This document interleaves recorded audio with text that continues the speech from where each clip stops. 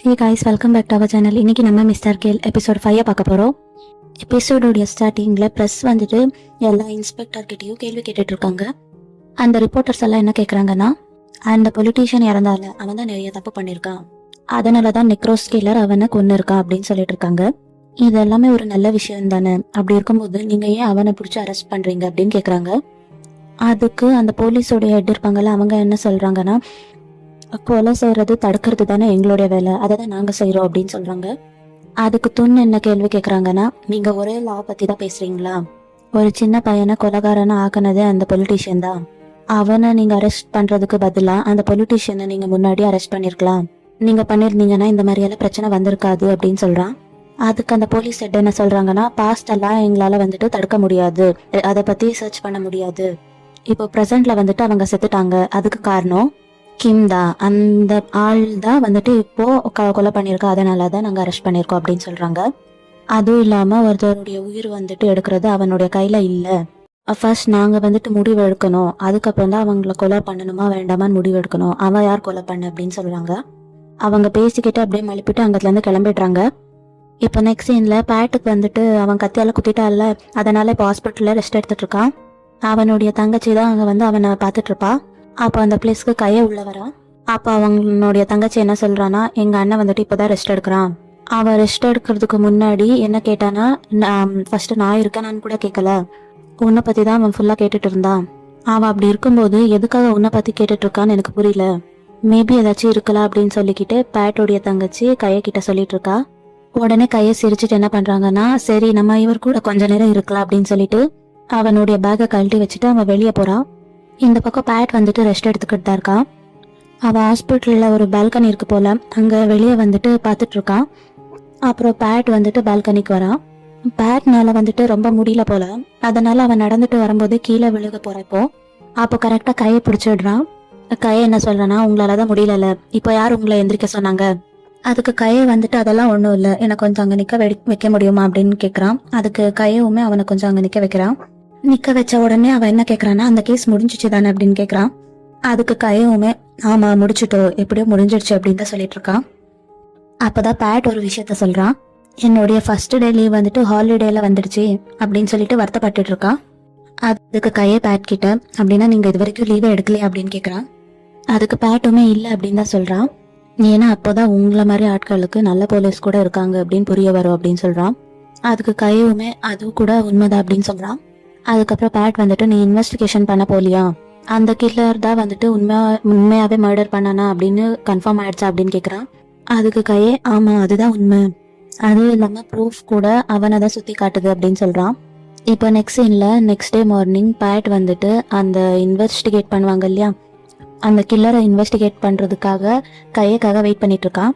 அதுக்கப்புறம் அந்த நெக்ரோஸோடைய கில்லர் இருக்கால கிம், அவன் வந்துட்டு நியூஸ் சேனல்லாம் டெலிகாஸ்ட் ஆகிட்டு இருக்கான். அதுதான் பேட் வந்துட்டு பார்த்துட்டு இருக்கா. அதே டைமுக்கு கையவுமே அங்கே வரான். வந்த உடனே உங்களுக்கு உடம்பெல்லாம் இப்போ சரியா இருக்கா, எந்திரிச்சு நடக்கிற அளவுக்கெல்லாம் ஓகேவா நீங்க அப்படின்னு கேட்குறான். அதுக்கு பேட், இதெல்லாம் ஒரு சின்ன விஷயம் தான், நான் போலீஸ் இன்ஸ்பெக்டர், நான் இல்லாமல் அங்கே வேலை கரெக்டாக நடக்காது அப்படின்னு சொல்லிட்டு அவனை கூட்டிட்டு போறான். இவங்க 2 பேரும் எங்கே போறாங்கன்னா, கிம் இருக்கா இல்லையா, அவனை இன்வெஸ்டிகேட் பண்றதுக்காக தான் பேட் வந்துட்டு கையவை கூட்டிட்டு போயிட்டு இருக்கான். அப்படியே அந்த ஸ்டேஷனுக்குள்ள போகும்போது அவன் கூட ஒர்க் பண்ற மற்ற போலீஸ் எல்லாம் இருப்பாங்க இல்லையா, அவங்க எல்லாம் வந்துட்டு கம்பேக்குக்காக ஒரு செலிப்ரேட் பண்ணிட்டு இருக்காங்க அங்க. அப்புறம் பேட் என்ன சொல்றான்னா, எல்லாம் ஓகே, ஆனா நமக்கு இன்னுமே நிறைய வேலை இருக்கு, அதனால நீங்க பண்ண இந்த வேலைக்கெல்லாம் நீங்களே வந்துட்டு கிளீன் பண்ணிடுங்க அப்படின்னு சொல்றான். அதுக்கு அந்த மற்ற போலீஸ் எல்லாம் வந்துட்டு என்ன சொல்றாங்கன்னா, என்ன சார் வந்த உடனே வேலையை ஆரம்பிச்சிட்டீங்க அப்படின்னு சொல்றாங்க. அதுக்கப்புறம் நெக்ஸ்ட் சீன்ல பேட் வந்துட்டு அங்க போய் உட்காந்துட்டு இருக்கான். மற்ற போலீஸ் எல்லாமே இன்னும் வேற வேலைக்காக உட்காந்துட்டு இருக்காங்க. அதுக்கப்புறம் நாப் அந்த பிளேஸ்க்கு வந்து ஃபைல் கொடுக்குறான், இவன் தான் இந்த எல்லா கொலைக்கும் காரணம் அப்படின்னு சொல்லிட்டு, அந்த எல்லா எவிடன்ஸும் இந்த ஃபைல்குள்ள இருக்கு அப்படின்னு சொல்லிட்டு கொடுக்குறான். அதே மாதிரி கையவுமே அவனுடைய வேலையை பார்க்கறதுக்காக அங்கே உட்காந்துட்டு இருக்கான். அப்போதான் இப்போ வந்துட்டு அந்த நியூஸ் சேனல்ல வந்துட்டு கிம்மை காட்டிட்டு இருக்காங்க. கிம் வந்துட்டு சின்ன வயசா இருக்கும்போது அவங்களுடைய ஃபேமிலியெல்லாம் கொலை பண்ணிடுறாங்க. அது மட்டும் இல்லாமல் அவங்க அம்மாவை கொலை பண்ணிட்டு அவங்களுடைய ஆர்கன்ஸ் எல்லாத்தையுமே வித்துடுறாங்க. இந்த மாதிரி நடந்ததுக்கெல்லாம் காரணமே அந்த பொலிட்டீஷியன் தான். அதுக்கப்புறம் தான் இவன் வந்துட்டு கொஞ்சம் மென்டல் மாதிரி பிஹேவ் பண்ணுவான் போல. அதுக்கப்புறம் இவன் வந்துட்டு ஒரு சீரியல் கில்லரா மாதிரி இருக்கான். இதெல்லாம் வந்துட்டு அவனுடைய பாஸ்ட்ல நடக்காம இருந்துச்சுன்னா இத்தனை கொலையாக அவன் பண்ணிருக்க மாட்டான். அப்படி நடந்ததுனாலதான் இப்படி வந்துட்டு பண்ணிருக்கான். போலீஸ் வந்துட்டு எதுக்காக இவனை அரெஸ்ட் பண்ணது, உண்மையான குற்றவாளியை தானே அரெஸ்ட் பண்ணும் அப்படின்னு சொல்றாங்க. அங்க துண்டா வந்துட்டு நியூஸ் சேனல்ல இது எல்லாத்தையும் பேசிட்டு இருக்கான்.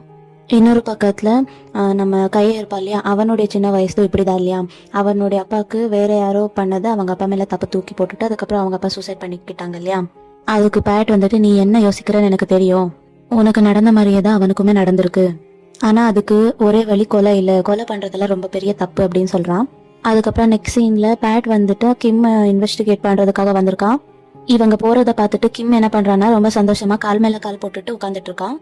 அவர் வந்த உடனே அப்புறம் என்ன சொல்றான்னா, நீங்க இன்னுமே சாவலையா, இவ்வளவு சீக்கிரம் வந்துட்டீங்க அப்படின்னு சொல்லிட்டு கேட்டுட்டு இருக்கான்.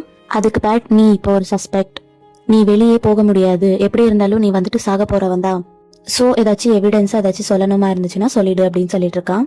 அதுக்கு கிம் என்ன சொல்றான்னா, அந்த பண்ணி இருக்கா அப்படின்னு சொல்றான். அதுக்கு பேட் பண்ணியா யார் அது அப்படின்னு சொல்லும்போதுதான் கிம் அந்த பொலிட்டீஷியன் தான், அவனை வந்துட்டு குத்தி அவனுடைய குடல் எல்லாம் வெளியே இருக்கும்போது எனக்கு அப்படியே ரொம்ப சந்தோஷமா இருந்துச்சு. இது எல்லாத்தையும் கையவுமே கேட்டுட்டு தான் இருக்கான். அதுக்கப்புறமா கிம் வந்துட்டு அந்த நெக்ரோஸ் எழுதுனாங்க இல்லையா, அவர் வந்துட்டு நான் பண்ணதுக்கு எல்லாமே ரொம்ப ஹாப்பி ஆவாங்க தானே, நான் அந்த நெக்ரோஸோடைய நாவலை வந்துட்டு பக்கத்துல வச்சுக்கிட்டேதான் நான் வந்துட்டு எல்லாமே பண்ணேன், கொலை பண்றப்போ கூட எங்கெங்க கூடு போடணும் எங்கெங்க குத்தணும் அப்படின்னு சொல்லிட்டு அந்த நாவலை வச்சுக்கிட்டு தான் நான் A to Z எல்லாமே பண்ணேன் அப்படின்னு சொல்லிட்டு இருக்கான். இது எல்லாத்தையும் கை வந்துட்டு வெளியில இருந்து கேட்டுட்டு இருக்கான். அவனுக்கு வந்துட்டு ரொம்பவே வருத்தமா இருக்கு, நானா இது எழுதுனா, ஏன் இப்படி எழுதுனா, இப்படி எல்லாம் நடந்திருக்கே அப்படின்னு சொல்லிட்டு ஒரு மாதிரி பேஜாரா இருக்கான். அதுக்கு பேட் என்ன சொல்றான்னா, நீ சொல்றியே மிஸ்டர் கே அவர் வந்துட்டு ரொம்பவே டிசப்பாயிண்ட் ஆயிட்டாங்க, அவரை மாதிரி டிசப்பாயிண்ட் ஆன ஆள் வேற யாருமே இல்லை அப்படின்னு சொல்லிட்டு இருக்கான். உடனே கிம் வந்துட்டு அது உண்மையா இருக்காது, நான் நெக்ரோஸ்ல என்ன நடந்துச்சோ அதை தானே பண்ணேன், அது எப்படி அவங்க வந்துட்டு டிசப்பாயிண்ட் ஆயிருப்பாங்க, அவர் சந்தோஷம் தானே பட்டிருக்கணும் அப்படின்னு சொல்லிட்டு கேட்டுட்டு இருக்கான். அதுக்கு பேட் சத்தியமா இல்ல, உண்மையாலுமே அவங்க சந்தோஷப்படல, உன்னை வந்துட்டு அவங்களுக்கு சுத்தமா பிடிக்கல, உன்னை இந்த உலகத்திலேயே வெறுக்கிற ரொம்ப பெரிய ஆளுனா ரொம்ப வெறுக்கிற ஆளுனா அவங்க மட்டும்தான் அப்படின்னு சொல்லிட்டு இருக்கான். அதுக்கு கிம் அப்படி நடக்க வாய்ப்பே இல்லை அப்படின்னு சொல்லிட்டு இருக்கான். இது எல்லாத்தையும் கைய வந்துட்டு வெளியத்துல நின்னுக்கிட்டு கேட்டுக்கிட்டு ரொம்பவே வருத்தப்படுறான். அவன் மேலேயே பிளேம் போட்டுட்டு இருக்கான், ஏன்னா அவன் எழுந்ததுனால தானே அவன் வந்துட்டு அதுல இன்ஸ்பயர் ஆகி எல்லாம் பண்ணான், சோ என்னாலதான் தப்பு அப்படின்னு சொல்லிட்டு அவன் பிளேம் பண்ணிட்டு இருக்கான். அதுக்கப்புறமா கிம் வந்துட்டு பேட் வந்துட்டு வெளியே கிளம்பிடுறான். அப்போ அவன் வந்துட்டு அந்த இவங்க வந்துட்டு அவனோட வீடியோ பார்க்க முடியும் இல்லையா, சோ அவன் வந்துட்டு அவர் சொன்னதெல்லாம் போய் அப்படி இருக்காது அப்படின்னு சொல்லிட்டு இருக்கான். அதுக்கப்புறமா அவன் வந்துட்டு ஒரு விரல காமிக்கிறான். அந்த விரல்ல வந்துட்டு ஒரு டேட்டூ இருக்கு, அது என்னன்னா வந்துட்டு டில் டெத், அதாவது இன்னுமே கொலை நடக்க போகுது அப்படின்னு தான் காமிக்கிறான். இவங்கெல்லாம் அதை பார்த்துட்டு கொஞ்சம் யோசிக்கிறாங்க. அப்புறம் தான் அவங்களுக்கு வந்துட்டு சரி புடிச்சிட்டு வரல, இதுக்கு மேல யார் வந்துட்டு கொல்ல போறாங்க அப்படின்னு தோணுது. இப்ப நெக்ஸ்ட் சீன்ல பேட்டோடைய தங்கச்சி வந்துட்டு அந்த கேஸை தான் மறுபடியும் ஏதோ பார்த்துட்டு இருக்கான். அப்போதான் அந்த பொண்ணுடைய ஃப்ரெண்ட் வரா, ஏன் நீ இன்னுமே அந்த நியூஸ் பத்தியே பார்த்துட்டு இருக்க, அந்த கேஸ் தான் முடிஞ்சு போச்சுல. அப்போதான் பேட்டோடைய தங்கச்சி என்ன சொல்றானா, இந்த கேஸ் முடிஞ்சிடுச்சா, இன்னுமே கொலை நடக்காதுன்னு நினைக்கிறியா அப்படின்னு கேக்குறா. அப்போதான் அந்த பொண்ணுக்கு வந்துட்டு ஒரு கால் வருது. சரி அப்படின்னு கால் பேசிட்டு வர போறா. அப்போதான் இவ வந்துட்டு இன்வெஸ்டிகேட் பண்ணிட்டு இருக்கால சேம் கேஸ் பத்தி, அதை பாத்துக்கிட்டே துன் அந்த பிளேஸ்க்கு வரா. அப்போ அவர் வந்துட்டு நீ இன்னுமே வீட்டுக்கு போலியா அப்படின்னு கேக்குறாங்க. போலல, சரி எனக்கு ஒரு ஹெல்ப் பண்ணு அப்படின்னு சொல்லிட்டு ஒரு பையனுடைய போட்டோ காட்டுறான். கையோடைய போட்டோவை தான் காமிக்கிறாங்க. பார்த்த உடனே அவ பேட்டோடைய தங்கச்சிக்கு வந்துட்டு புரிஞ்சிடுச்சு. ஆனா இதெல்லாம் இவங்க கிட்ட சொல்லலாமா வேண்டாமான்னு யோசிச்சுட்டு இருக்கா. அப்பதான் துன் என்ன சொல்றானா, நீ சொல்ல மாட்டேன்னு எனக்கு தெரியும், இதெல்லாம் ஒரு சீக்ரெட் தான் எனக்கு தெரியும், நான் கேக்குற விஷயத்துக்கு மட்டும் நீ ஆமாவா இல்லையான்னு மட்டும் சொல்லு. நான் ரீசெண்டா பார்த்ததுல உன்னுடைய அண்ணன் கையை கூட தான் சுத்திட்டு இருக்கான். ஸ்டார்டிங்ல கையை வந்துட்டு ஒரு சஸ்பெக்டா தான் இருந்தான், அதுக்கப்புறமா அவன் வந்துட்டு இவன் கூட சுத்திட்டு இருக்கான். அவன் வந்துட்டு உங்க அண்ணா கூட சுத்துறானா, ஒண்ணு வந்துட்டு அந்த நெக்ரோஸ் எழுதினவன் இவன் தான் இருக்கணும், இவன் மூலியமா தான் நிறைய க்ளூஸை கண்டுபிடிச்சிருக்கணும், அப்படிதானே அப்படின்னு சொல்லிட்டு அவகிட்ட கேட்டுட்டு இருக்கான். அதுக்குமே பேட்டோடைய தங்கச்சி வந்துட்டு உடனே ஆமான்னு சொல்லிடுறா. உடனே அவனுமே என்ன சொல்றானா, இதெல்லாம் நம்மளுடைய நியூஸ் சேனல்ல டெலிகாஸ்ட் பண்ண நமக்கு நிறைய வியூஸ் கிடைக்கும் அப்படின்னு சொல்லிட்டு அவன் யோசிக்க ஆரம்பிச்சுட்டா. அதுக்கப்புறம் பேட்டோடைய தங்கச்சி வந்துட்டு அவனை முறைச்சிட்டு இருக்கா. இப்போ நெக்ஸ்ட் சீன்ல நாப்ப காட்டிட்டு இருக்காங்க. அங்க மத்த போலீஸ் ஆட்களுமே இருக்காங்க. இப்போ கேஸ் வந்துட்டு க்ளோஸ் ஆயிடுச்சு இல்லையா, அவனுடைய ஹோட்டலுக்கே வந்துட்டு கூட்டிட்டு வந்துட்டு எல்லாருக்குமே ட்ரீட் கொடுத்துட்டு இருக்கான். இன்னொரு பக்கத்துல இந்த கேஸ் க்ளோஸ் ஆனதுக்காக பேட்டோடைய அங்கிள் பேட்டுக்காக ஒரு ஒயின் பாட்டில் கொடுத்து அனுப்பியிருக்காங்க. இன்ஸ்பெக்டர் கிட்ட தான் கொடுத்து அனுப்பிடுறாங்க. அந்த இன்ஸ்பெக்டருமே பேட்டை பார்த்துட்டு கங்க்ராச்சுலேஷன்ஸ் அப்படின்னு சொல்றாங்க. அதுக்கப்புறமா நாப் வந்துட்டு அந்த இன்ஸ்பெக்டரை இன்வைட் பண்றான். இப்போ நெக்ஸ்ட் சீன்ல பேட் வந்துட்டு சாப்பிடாம வெறும் குடிச்சிட்டு மட்டும் வெளியே வந்து உட்காந்துட்டு இருக்கான். ஆனா ஃபுல்லா அவனுக்கு வந்துட்டு கேஸ் க்ளோஸ் ஆனது வந்துட்டு ஃபுல்ஃபில் ஆகல போல, ஹாப்பியா இல்லாம. அப்புறம் கைய வந்துட்டு ஏன் அப்படி இருக்கா அப்படின்னு சொல்லிட்டு கேக்குறதுக்காக பக்கத்துல வந்து உட்காடுறான். கைய வந்துட்டு அதான் கேஸ் கம்ப்ளீட் ஆயிடுச்சு இல்ல, அந்த கில்லரையும் புடிச்சிட்டீங்க, அப்புறம் ஏன் ஒரு மாதிரி இருக்கீங்க அப்படின்னு கேக்குறான். நீங்க இப்படியே இருந்தீங்கன்னா வாழ்க்கை ரொம்பவே போர் அடிச்சிடும், அதனால கொஞ்சம் சிரிங்க, சிரிக்க பழகுங்க அப்படின்னு சொல்லிட்டு கையை அவன் ஃபேஸ்ல வச்சுட்டு இப்படிதான் சிரிக்கணும் அப்படின்னு சொல்லி கொடுத்துட்டு இருக்கான். உடனே அவன் பேட்டுமே சிரிக்க ஆரம்பிச்சிடுறான். இப்படி சிரிச்சுட்டே இருங்க, அப்போதான் வந்துட்டு நல்லா இருக்கு, கேஸுமே முடிஞ்சிடுச்சு அப்படின்னு சொல்லிட்டு இருக்கான். அதுக்கப்புறமா பேட்டுமே கொஞ்சம் நேரம் கழிச்சு அப்புறம் நினைச்சு பார்த்துட்டு சிரிக்க ஆரம்பிச்சிடுறான். இப்போ பேட் வந்துட்டு ஸ்டேஷனுக்கு போயிட்டு இருக்காங்க போல. அப்போ என்ன நடக்குதுன்னா கிம்மை வந்துட்டு கூட்டிட்டு வந்துட்டு இருக்காங்க போலீஸ்காரங்க. அவனை வந்துட்டு ஜெயில கூட்டிட்டு போக கிம் கையவை பார்த்த உடனே ரொம்ப ஷாக்கிங்கா இருக்கான். கிம்முக்கு வந்துட்டு கையவை ரொம்ப பிடிக்கும். ஏன்னா அவனுக்கு வந்துட்டு மிஸ்டர் கில் யாருன்னு தெரியும் போல. அந்த நெக்ரோசோடியன் ரைட்டர் யாருன்னு தெரிஞ்சதுக்கு அப்புறமா கையவை வந்துட்டு ரொம்ப வித்தியாசமா பாப்பா இவன். அவன் கிட்ட பேசணுங்கிறதுக்காகவே எல்லாரையும் அடிச்சு போட்டுட்டு போயிட்டு இருக்கா. இது எல்லாத்தையும் கையவுமே ரொம்ப ஆச்சரியமா பாத்துட்டு இருக்கான். அவன் வந்துட்டு கொஞ்சம் பயந்துடுறான். அதுக்கப்புறம் பயத்துலயே அவன் வந்துட்டு கொஞ்சம் வெளியே போயிடுறான். அப்புறமா கையை யோசிச்சுட்டு இருக்கான், ஏன் அவன் என்னை பார்த்த உடனே இப்படி துடிக்கிறா, என்னுடைய நாவல் தானே எல்லாத்துக்கும் பிரச்சனை. அதுக்கப்புறமா கிம் வந்துட்டு ஏன் அவர் என்னை வந்துட்டு பாராட்டல, என்னை பார்த்த உடனே அந்த இடத்த விட்டு கிளம்புறாங்களே அப்படின்னு சொல்லிட்டு பாத்துட்டு இருக்கான். இப்போ நெக்ஸ்ட் சீன்ல கையை வந்துட்டு கொஞ்சம் யோசிச்சு பார்த்துக்கிட்டே சிகரெட் குடிச்சிட்டு இருக்கான். உடனே அந்த பிளேஸ்க்கு துன் வரான். வந்துட்டு என்ன பண்ணுவாங்கன்னா கையை கிட்ட கொஸ்டினுக்கு மேல கொஸ்டின் கேட்டுட்டு இருக்காங்க. உங்களை நான் கையன்னு கூப்பிடவா இல்ல மிஸ்டர் கில்லுன்னு கூப்பிடவா, எனக்கு எல்லாமே தெரிஞ்சிடுச்சு, நீங்க தானே நெக்ரோஸ் எழுதுனது, அதுவும் இல்லாம நீங்க தானே ஃபர்ஸ்ட் சஸ்பெக்டா இருந்தீங்க. அதுக்கு கைய உடனே இல்லையே, எதுக்காக என்ன மீட் பண்ண வந்தீங்க, அதுக்காக அவன் துன் வந்துட்டு என்ன சொல்றான்னா ஒண்ணும் இல்ல, நீங்க தானே அதை எழுதுனது, சின்ன இன்டர்வியூ தான் அப்படின்னு சொல்லிட்டு இருக்கான். கைய என்ன சொல்றான்னா நான் எல்லாம் இன்டர்வியூ எல்லாம் கொடுக்க மாட்டேன், நீங்க கிளம்பலாம் அப்படின்னு சொல்றான். அப்புறம் உடனே அவனை தடுக்கிறதுக்காக துன் என்ன சொல்றான்னா உங்க அப்பாவுடைய இதெல்லாம் ஞாபகம் இருக்கா, அந்த எல்லா கொடுமைகளும் ஞாபகம் இருக்கா, அது மட்டும் இல்லாம உங்க அப்பாவை எல்லாரும் பிளேம் பண்ணதுனால தானே உன்னுடைய லைஃபுமே இந்த மாதிரி ஆச்சு. துன் வந்துகிட்டு விசாரிச்சுக்கிட்டே என்ன பண்றான்னா பெண்ணை வந்துட்டு அழுத்திக்கிட்டே இருக்கான். கையக்கு வந்துட்டு மறுபடியும் அதெல்லாம் ட்ரிகர் ஆயிட்டு இருக்கு. ஏன்னா கையை வந்துட்டு ஆல்ரெடி ஒரு பேஷண்ட் தானே, அவன் டேப்லெட்ஸ் எல்லாத்தையும் எடுத்துக்கிட்டு இருக்கா இல்லையா, அதனால திருப்பி அந்த சவுண்டை கேட்ட உடனே கையக்கு வந்துட்டு ஒரு மாதிரி ஆகுது. அதே மாதிரி அவனுக்கு தெரியறது எல்லாமே ஒரு மாதிரி பிளர் ஆகுது. இவன் இப்படி ஆகுறத பேட் வந்துட்டு தூரத்துல இருந்து பாத்துட்டு இருக்கான். இந்த துன் சும்மா இல்லாம மறுபடியுமே அந்த பெண்ணை அழுத்துக்கிட்டே கைய வந்துட்டு கொஸ்டின் கேட்டுட்டே இருக்கான். அந்த இடத்துக்கு இப்ப கரெக்டா பேட் வந்துட்டு வந்துடுறான். நீ என்ன பண்ணிட்டு இருக்க, நீ ஏன் அவன் கிட்ட கொஸ்டின் கேட்டுட்டு இருக்க அப்படின்னு கேக்குறான். உடனே துன் என்ன சொல்றான்னா எல்லா விஷயமும் அவனுக்கு தெரியும் நினைச்சிட்டு இருக்கீங்களா. உடனே துன் பக்கத்துல போயிட்டு பேட் பக்கத்துல போயிட்டு அப்பாவை பத்தி அவனுக்கு தெரியுமா அப்படின்னு சொல்லிட்டு பேட்டுக்கு பக்கத்துல போயிட்டு உங்க அப்பா என்னென்ன விஷயத்த பண்ணாங்க எல்லாமே அவங்க கிட்ட சொல்லுங்க, ஏன்னா அவர் அப்பாவை கொன்னதே உங்களுடைய அப்பா தானே அப்படின்னு சொல்றான். இதெல்லாம் துன் வந்துட்டு பக்கத்துல இருந்து சொன்ன உடனே அவனுக்கு வந்துட்டு கோவம் வருது. உடனே துண்ணை வந்துட்டு பேட் அடிச்சிடுறான். இதை வந்துட்டு எல்லாருமே பார்த்துட்டே தான் இருக்காங்க. போலீஸ் ஸ்டேஷன் முன்னாடியே இப்படி எல்லாம் நடக்குது இல்லையா. ஸோ அங்கதான் வந்துட்டு இந்த பிரஸ்காரங்களும் இருக்காங்க. எல்லாரும் வந்துட்டு வீடியோ எடுத்துடுறாங்க. நெக்ஸ்ட் சீன்ல போலீஸ் டிபார்ட்மெண்ட்க்கு ஹெட் இருப்பாங்க இல்லையா, அவங்க வந்துட்டு பேட் கிட்ட பேசிட்டு இருக்காங்க. உன்னுடைய எமோஷன்ஸ் எல்லாம் உன்னால கண்ட்ரோல் பண்ண தெரியாதா, இப்படியே ட்ரிகர் ஆயிட்டு இருந்தா இது வந்துட்டு வேற பிரச்சனைக்கு கொண்டு வந்துடும். அதுவும் இல்லாம உங்க அப்பாவை பத்தி உனக்கே நல்லா தெரியும், இந்த மாதிரி பிரச்சனைகள் நீயும் பண்ணனா உன்னை பத்தி கூட கேவலமா பேச ஆரம்பிச்சிடுவாங்க. உடனே பேட் என்ன சொல்றான்னா என்ன மன்னிச்சிடுங்க, எனக்கு இன்னொரு சான்ஸ் இருக்கு அப்படின்னு கேக்குறான். அதுக்கு அந்த ஹெட் என்ன சொல்றாங்கன்னா நான் உன்னை இந்த விஷயத்துல ரொம்பவே காப்பாத்த ட்ரை பண்ணேன். ஸோ கண்டிப்பா உனக்கு வந்துட்டு இந்த தடவை சஸ்பென்ஷன் ஆர்டர் தான். ஏன்னா நீ அடிச்சதை வந்துட்டு மொத்த உலகமே பார்த்துடுச்சு, எல்லா ரிப்போர்ட்டர்ஸுமே பார்த்துருக்காங்க, வீடியோமே எடுத்திருக்காங்க, டெலிகாஸ்ட்டுமே பண்ணி ஆயிடுச்சு. அதுக்கப்புறம் நெக்ஸ்ட் சீன்ல கையவை காட்டுறாங்க. கையை வந்துட்டு போனை பார்த்துட்டு இருக்கான். அப்புறம் கையவுடைய வீட்டுக்குன்னு நினைக்கிறேன், அங்க வெளியே பேட் வந்துட்டு வந்திருக்கான்.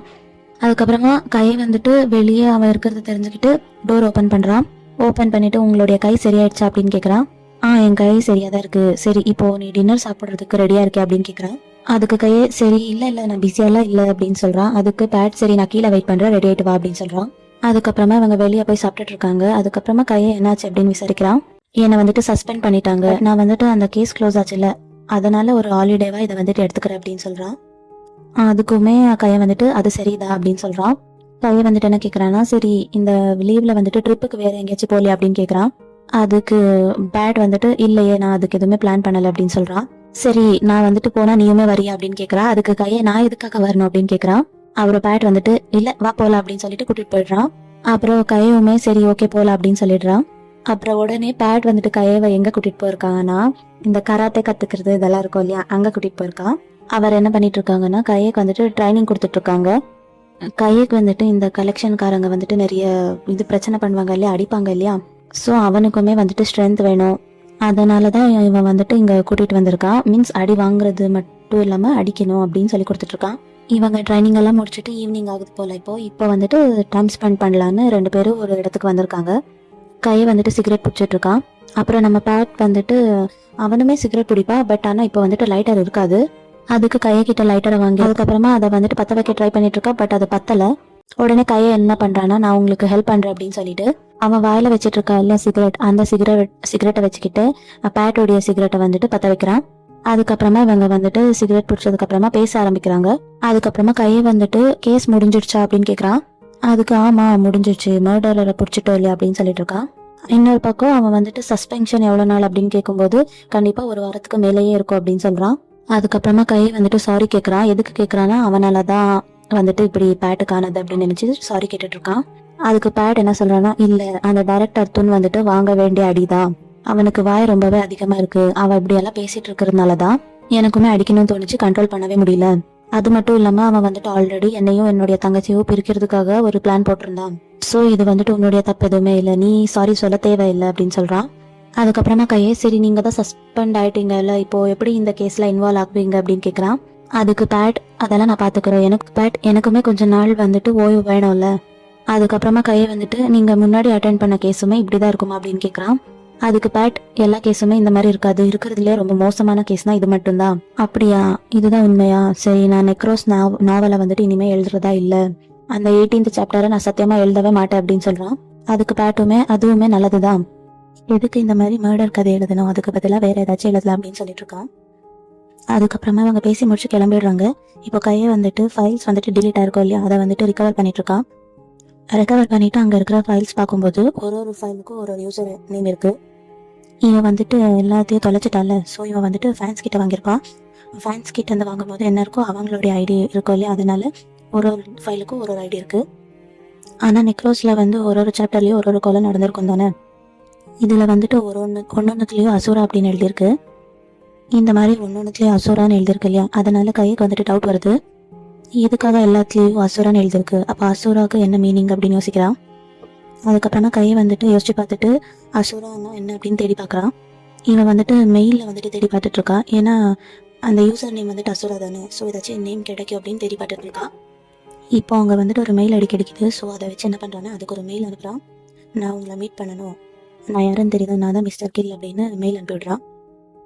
இப்போ நெக்ஸ்ட் சீனில் பேட்டோடைய தங்கச்சி அவளுடைய ஃப்ரெண்ட் கிட்ட பேசிட்டு இருக்கா. நம்ம எப்படியாச்சும் வந்துட்டு மிஸ்டர் கில் கிட்ட இன்டர்வியூ வாங்கணும், அப்போதான் தூண்கிட்ட இருந்து தப்பிக்க முடியும் அப்படின்னு பேசிட்டு இருக்காங்க. ஆனால் எப்படி வாங்குவேன், அவன் தான் ஒத்துக்கலையே அப்படின்னு சொல்லிட்டு அவளுடைய ஃப்ரெண்ட் சொல்லிட்டு இருக்கா. அதுக்கு இவன் ஆமா ஒன்றும் பண்ண முடியாது அப்படின்னு சொல்லிட்டு இருக்கா. அப்போ அவளுக்கு கைக்கிட்ட இருந்து கால் வருது. அப்புறம் பேட்டோடைய தங்கச்சி வந்துட்டு அவள் ஃப்ரெண்ட் கிட்ட இனிமே வாய்ப்பு இருக்கு அவன் இன்டர்வியூ கொடுக்க, அவனே எனக்கு கால் பண்ணிட்டு இருக்கா அப்படின்னு சொல்லிட்டு அவளுடைய ஃப்ரெண்ட் காலை கட் பண்றா.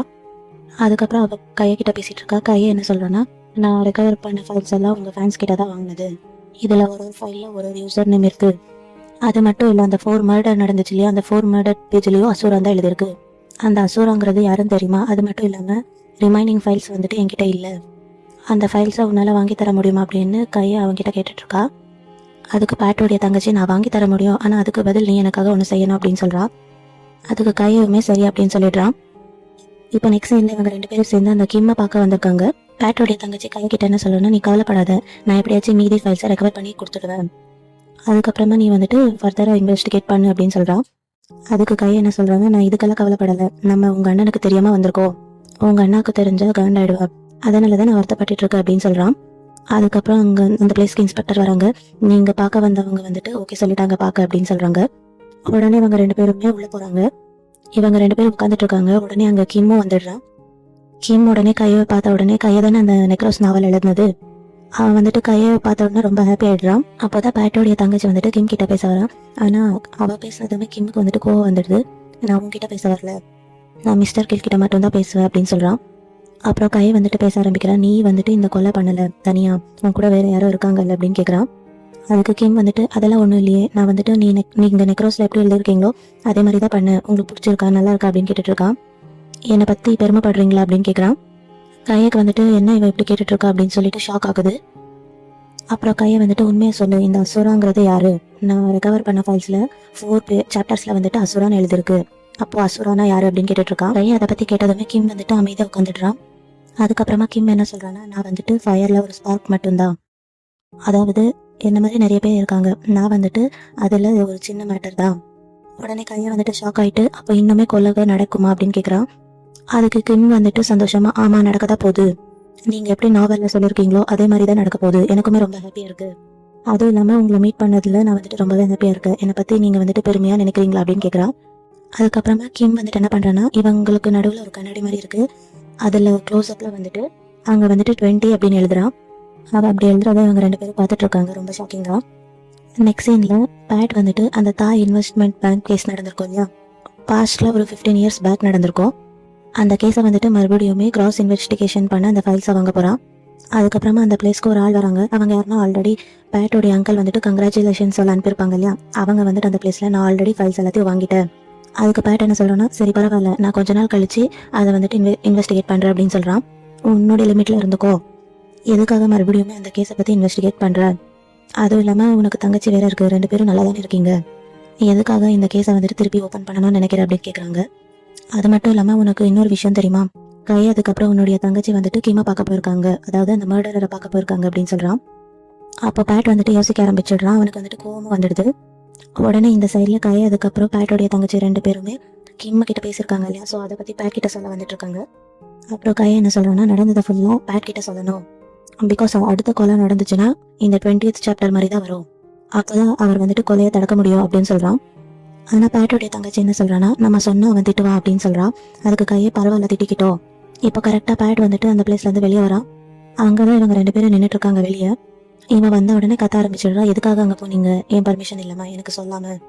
கையை வந்துட்டு அதுக்கு ஆன்சர் பண்ணாடி ஃப்ரெண்டில் வரான். அப்போ பேட் அவனை தடுத்துட்டு, உனக்கு தானே இந்த கேஸ் முடிஞ்சது பிடிக்கல, அந்த இன்ஸ்பெக்டர் வந்துட்டு ட்ரிகர் பண்ணி விட்ட கோவத்தை வந்துட்டு இங்கே வந்துட்டு இவங்க மேலே காமிச்சிட்டு இருக்கான்.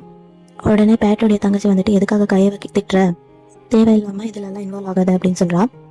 அதுக்கு பேட் என்ன சொல்கிறேன்னா, நீ நார்மலான ஒரு பொண்ணு, பட் நீ வந்துட்டு இந்த கேஸை ரொம்ப தலைகீழாக மாற்றிட்டு இருக்க, உன்னால சும்மாவே இருக்க முடியாதா, போய் இவனுடைய வேலையை பாரு அப்படின்னு சொல்கிறான்.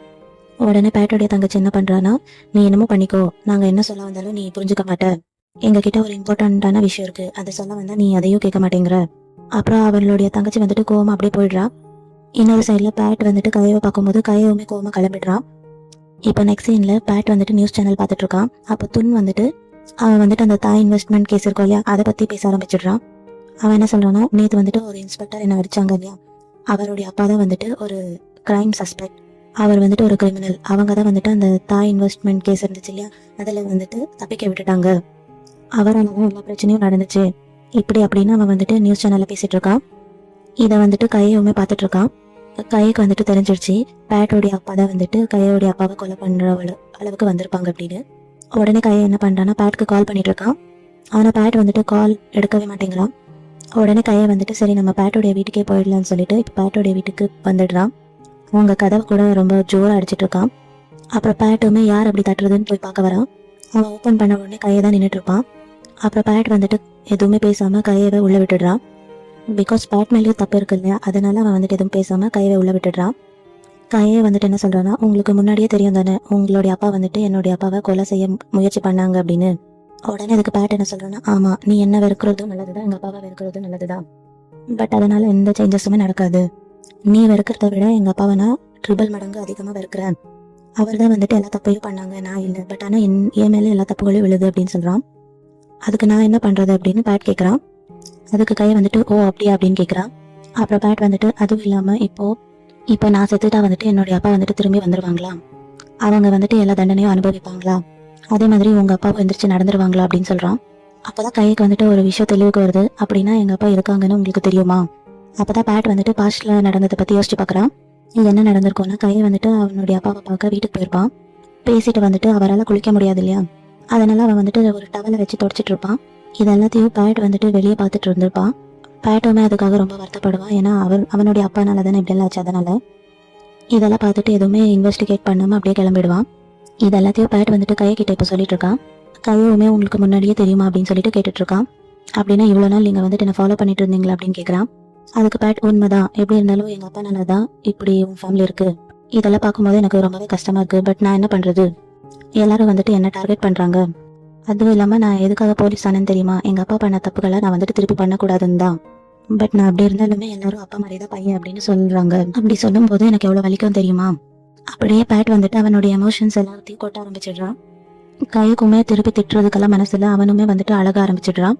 அதோட அந்த மேட்ரையும் 2 பேரும் அப்படியே விட்டுடுறாங்க. இப்போ நெக்ஸ்ட் சீனில் பேட்டோடைய தங்கச்சியை காட்டுறாங்க. பேட்டோடைய தங்கச்சி அதுக்கப்புறம் அவளுடைய ஃப்ரெண்ட் வந்துட்டு ஒரு பேங்க்குக்கு போகிறாங்க.